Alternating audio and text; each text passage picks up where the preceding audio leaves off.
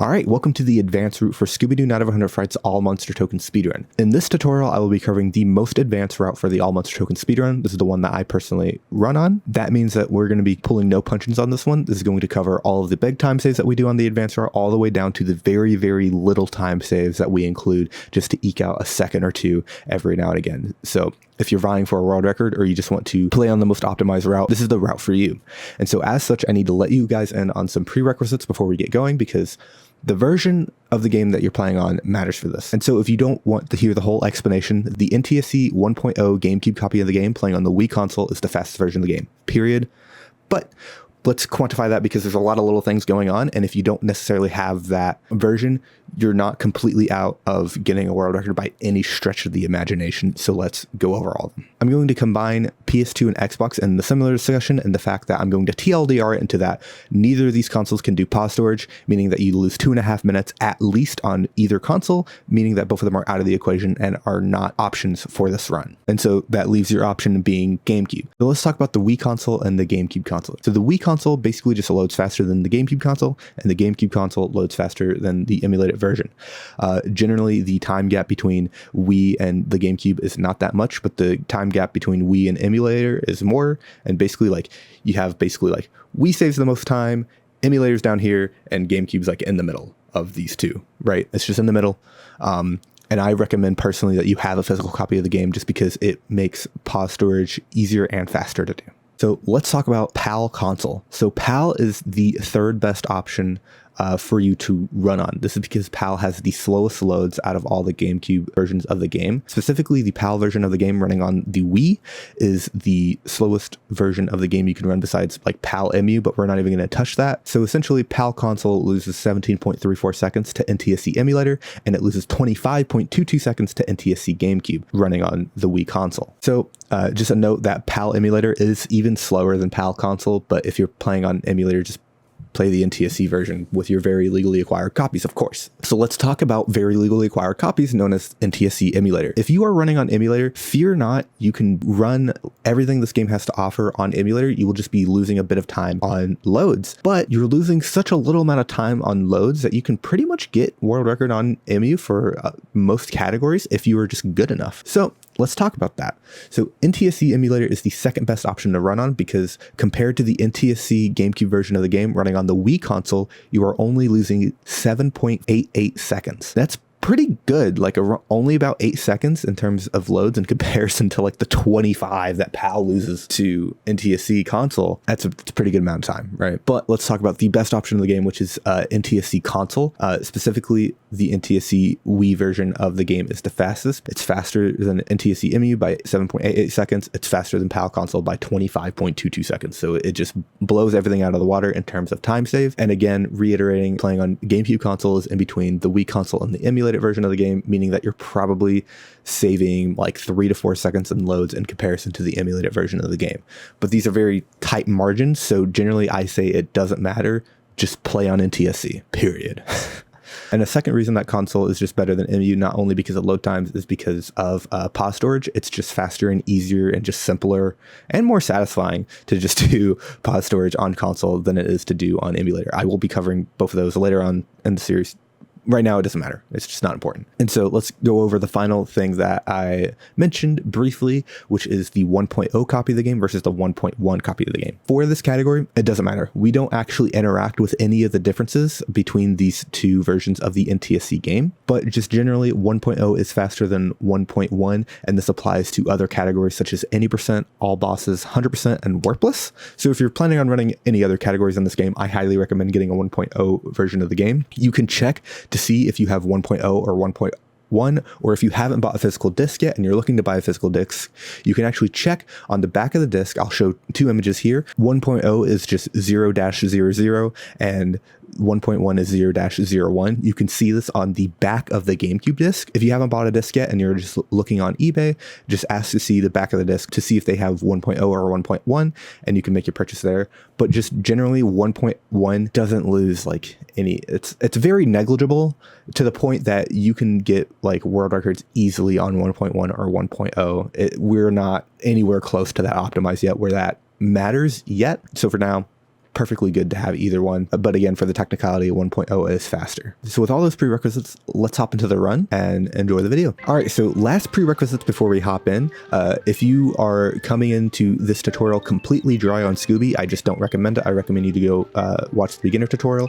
But if you're just a Giga Chad and just want to learn this route outright, I should be giving you enough information on how to do everything. And if you come from the beginner route, I will be going fast enough over some of the things that I've already taught to you before that you shouldn't feel like you're, wasting your time. And also some things that we're doing the same way, we're actually doing slightly differently. So you should probably not skip around too much, as like specifically like Coast 1, we have a different method of doing Coast 1 in the advanced route as comparison to the beginner route. And I also just want to say, as you can tell, I'm running on emulator, but again, NTSC Wii console is what I run on, just because I can save state and show things over and over again. It's just way easier to do the tutorial on emulator. But when we discuss pause storage, when we first run into it, I will switch over to console and I will show you how to do the trick. And then basically I'm going to cut out all of the filler. So basically, like when you pause storage from Hill 3 to Mr. Machine, I will just cut from where we are in Hill 3 to Mr. Machine. So there won't be like any downtime, right? It'll be the route as you would see it. I just won't show every single pause storage, if that makes sense, because you're just ripping LMAO, you know what I mean? And then one last prerequisite is that if you haven't checked out the advanced movement guide or the beginner movement guide, I highly recommend you to check them out, because if you cannot move in this game, this route doesn't really make sense to you, because this is the world record route. You need to know how to move. So I highly recommend you to have a good grasp on how to move in this game before you hop in here. And I'm assuming that you know the controls as a baseline, but just in case you don't, basically we are always holding R down. This is just to make Scooby run faster. And we're going to use the B button to dash a lot. And outside of that, you don't really need to know anything else. All right, so timer starts on the new game. So what we're going to do here. So the first change that you're going to notice from the beginner route is that we're actually going to be running a completely separate snack route. So we're actually going to be running a snack route. So you want to collect the exact snacks that I'm going to be collecting in this run. So the first two, we're going to get those first two in that line, and then we're going to make our way through the rest of this line.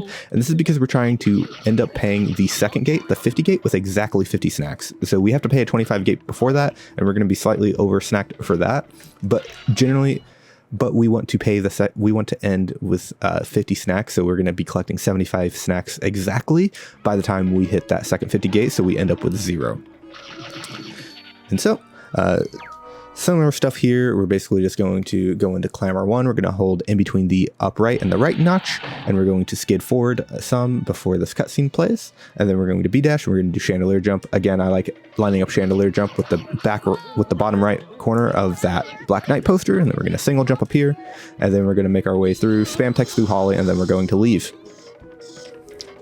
And then similar with Don Knotts, we're going to R run into him, release the R button, and then spam through his text. And then we're going to release the R button before, and then we're just going to skid and just walk forward without the R button into the flower. And we're just going to dig up the key. And then we're going to hold straight up and then upright. And then we're going to just kind of roll in between the notches into shock 1. So, here, we're going to collect these 3 snacks specifically, and then we're going to keep just running it straight down in a line. We're going to ignore everything else in this level. Again, just be sure not to rub up on invisible walls as you're rounding these corners. And then we're just going to make our way, and we're just going to dash along the bottom side of this platform, aiming your head away to make sure you get around these rats in time. And then, again, collecting these 2 snacks, and you should have 36 snacks going into shock 2. Now, if you don't, there's basically an arc next to a caveman that we're going to run by, and basically if you're down like 1 snack or 2 snacks, you can get backup snacks there. But here we're going to do rubber band skip. So what we're going to do is we're going to skip through this text, B dash like this, release the R button, aim our head. We're going to be aiming our head right here and between this pole and this box. We're going to release the R button, and then we're going to jump up. So from like that position to straight up, and then we're going to go through here, and then we're just going to drop down. We're actually not going to jump up to that box, and we're going to collect those snacks, these 2 bottom snacks, and then we're going to be at 43 before we do this climb up. And then we're going to do this climb up, and then we're going to hit that warp gate, and then now we're at 50 snacks exactly, and we're going to make our way into Pier 2. Here I like holding right and then rolling bottom to the left as you enter the level.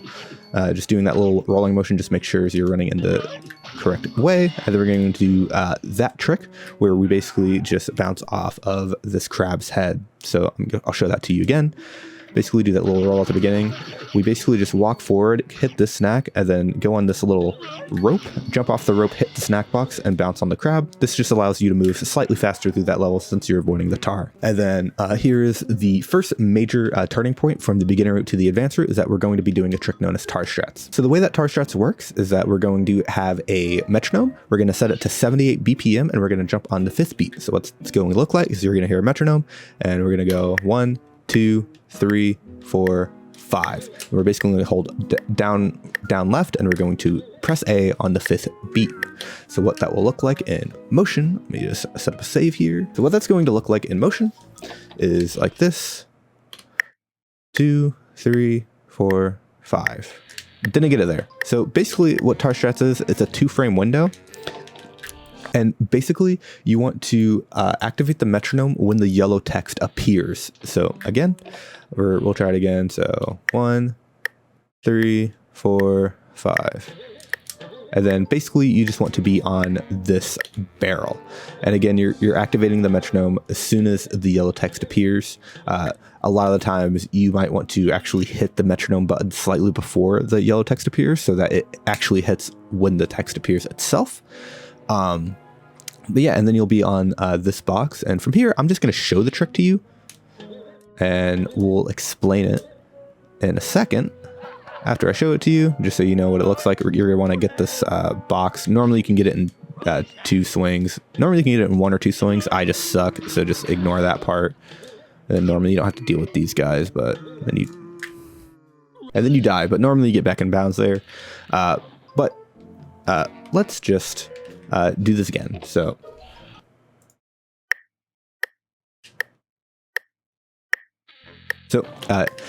in this category specifically, if you don't get the 2-frame window where you can jump off, I highly recommend you to come over here and basically hold in between the left and the up left notch, and you can do this little running motion on this on like the base of this on the base of this lamppost here, and then basically you can just run from here and then jump around, and then you can jump over the tar like this. So even if you fail tar strats, you have a pretty good backup. You're only going to be losing about 2 seconds there. And I highly recommend that you do learn tar strats, because this is a pretty decent time save. It's probably about 6 seconds if I had to guess. I don't know it for sure, but basically we're just going to jump from this barrel over to this pole. And I wanted to discuss something very specific, which is that if you do this, that you don't want to be on this left side of the barrel when you start jumping over here. You want to be on the right side, almost like off the barrel, because basically if you're here and you do the jump, it's much harder to get the angle. But if you are over on the right side of the barrel, it's much easier to get the angle that you need to get over here. It's much easier to get the angle and the distance that you need to get over here. And then this jump is pretty easy. And then let's talk about what we're going to do here. So on this, I like to jump out and back in and try to get enough momentum, and then we're going to end up here. So I'm just going to kind of jump up here, and basically what we're going to do is normally you land right here, and we want to walk around this green lamppost, and then we're going to hold direct up on our control stick, and then we're going to roll to the left notch. So we're just going to basically do one fluid motion, and we're going to clip back in bounds, or we're going to be clipping through some invisible walls. And so what that will look like is what that will look like is, let me just get back up here, is again we're going to roll around up, and then we're going to roll up to the up left, kind of up. I kind of like rolling up and then jumping like kind of in between the up left notch and the left notch, but generally you're just going to be straight up, and then you're going to jump like that. I'll show it one more time. Just do the slide reverser again here. We're going to go straight and then just kind of roll it back in bounds. That one's pretty easy to do. The second one, however, is more annoying. And so basically this second clip in, when we clip through this wall to get further left, it's a bit more complicated. And basically what we're going to be doing is that we're going to be holding direct left, and then we're going to kind of roll in between the up left notch and the left notch. So we're going to do a very slight motion. So again, see with my control stick, we're just going to do a slight motion, and that slight motion should get us back in bounds. So let's try it. I'm going to unpause the game. I'm just going to wait for these guys to get out of my way, just because they're kind of annoying.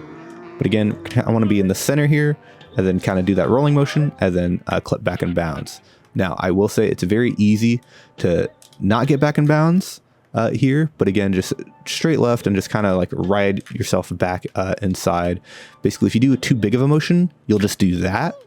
But if you do this very slight left notch, up left notch, you should make it back in bounds. And then you can basically just jump over sometimes and then make it to here. And then we're just going to get the springs dimension. This allows us to double jump. And we're just going to single jump over here and death abuse back to the beginning of the level. And then we're going to do Pier 2 Void Warp. So again, briefly, I'm going to go over this pretty quickly, is that if you die, if you fail this trick, just reset. But if you want to keep going, if you fail, just exit and re-enter the level. This will reset the way that water works, so you can basically just clip through the water. So how this trick works is that you're going to see a crab here. The crab's right hand will go across a barrel. So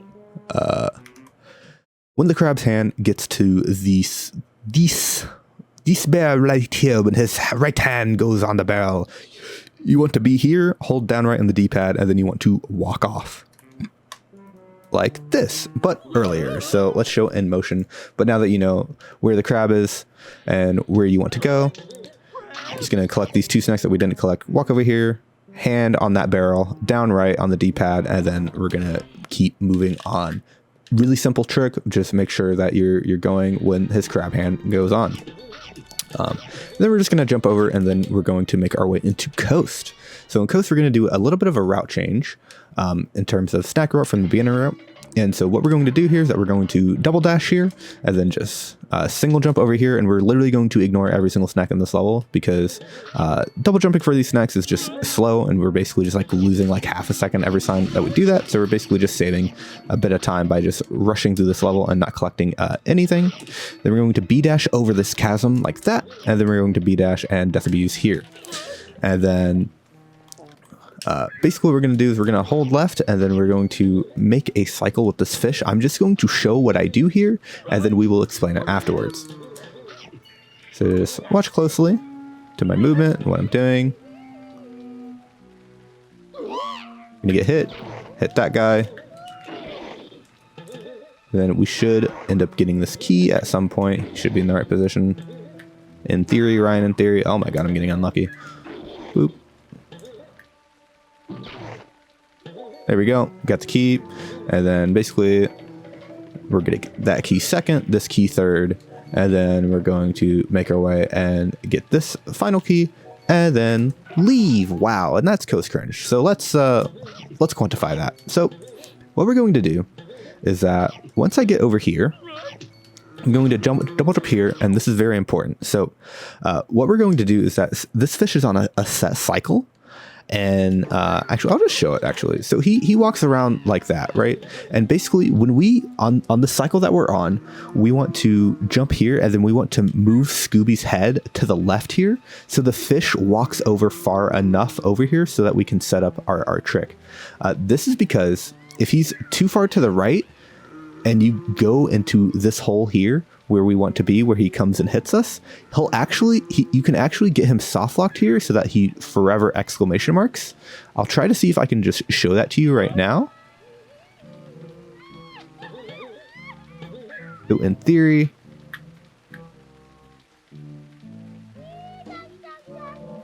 see, now he's just kind of here, right? He's just in this question mark looking for you all the time. And basically if he's too far to the right, he will just do this forever. And you have to leave this position to go get him. So we don't want that to happen.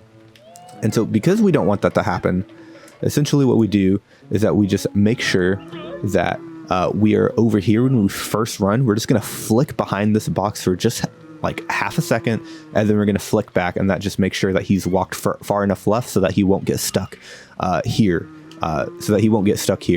on this box. And so with that information, let's show it in sequence. And then I will pause again and we'll discuss what I will do. So again, here we flick over here and then back, and then we're going to pause.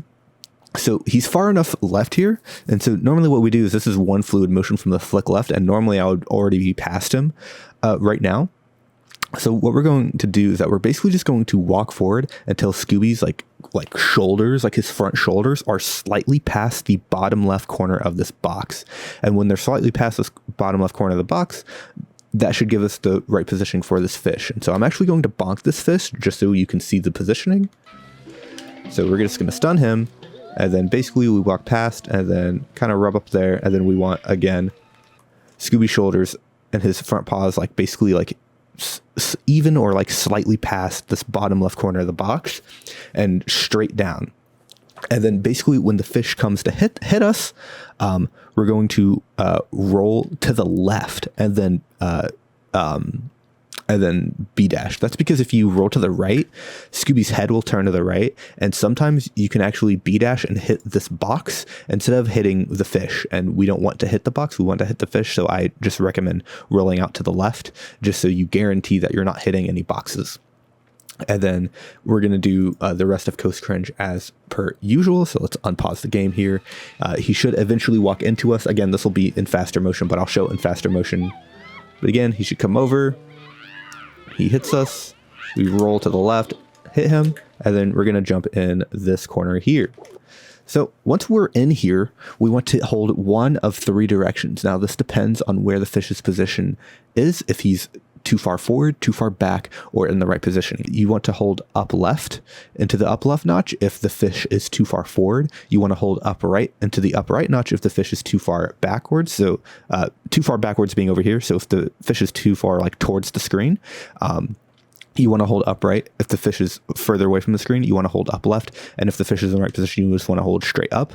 So right here, I'm probably going to need to hold upright, or maybe in between the upright notch and the up notch, just basically all over that. And basically this is just a feel-based trick. You're going to have to feel it out a lot to just, it's just a lot of repetition to know when the fish is too far forward versus too far back. And basically once you're in this hole like this, you're going to hold one of those three directions. Sometimes you can change how you land in this hole. So you see how Scooby's head is facing direct left. Sometimes you can actually angle him so that his head is like up left, and then the fish will kind of push you back into this box, which then pushes you forward into this box, and you get the key like that. That is a very weird thing that doesn't happen too often. I just wanted to mention it and see, you know, if you wanted to try it. Sometimes if you're having a particularly hard time with the fish, you can sometimes do that. I've had to maybe do it like 3 or 4 times in like the past month of playing. Rarely ever happens. Normally you just get it or you don't get it, right? So let's just finish the trick here. So I'm going to hit him. I'm going to hold probably upright here. And then sometimes jumping can also help. You know, I'm going to actually try to do the thing like that. So I kind of held a little bit up left and angled, and then I slid into the box there, right? So let's do one more go, and let's just show it in sequence as it will show, as you will see it. Again, little flick there, walk forward here, jump, make sure you don't skid, walk to the right positioning, turn around, hit him, clip into the box. And then basically on this box, you just want to hold up left, clip in, and then you're going to hold up right, clip through, and then over here you're going to hold straight up and then flick to the up left, and then you'll get all the keys, and then now you have done Coast Cringe. And I wanted to discuss another method that you can use to get the fish real quick, because I forgot about it. You're going to have to forgive me that I don't have I can't collect the keys, but basically you can manipulate this fish by double jumping. So whenever he's chasing you, if you double jump, he'll stop briefly. So you can just manipulate the fish. As long as you're double jumping, he'll pause. And so basically there's another way that you can do this trick where you bring him over here, slightly left of this box here. And when he's slightly left of this box, then you can basically walk back here and then walk forward, similar to the thing that we did in the beginner tutorial, like this, and then walk forward to this plank here. And then we can do the trick as normal and then clip through like that. again, I'll just show you the plank that you're aiming for, but you can also just like double jump and then do the same method that you did in the beginner route to make your way over here to this plank. And basically you want your front paw on this plank here. This is about 2 seconds slower, so I just recommend just walking straight into the thing as usual, as this is the most advanced route, so this is the fastest thing that you can do. I recommend just walking in, but if you can't get that down, you can still do this, and that's still faster than initially bonking the fish. And that's the last thing I want to talk about, so that should be the end of part 1. I don't know how many parts are going to be in the series, but that should conclude part 1. In part 2, we're going to go through helmet. We're going to go from coast 2 through the helmet. We're going to have a couple more snack route changes and other optimizations that we're going to be doing in order to basically make things faster. So yeah, see you in part 2.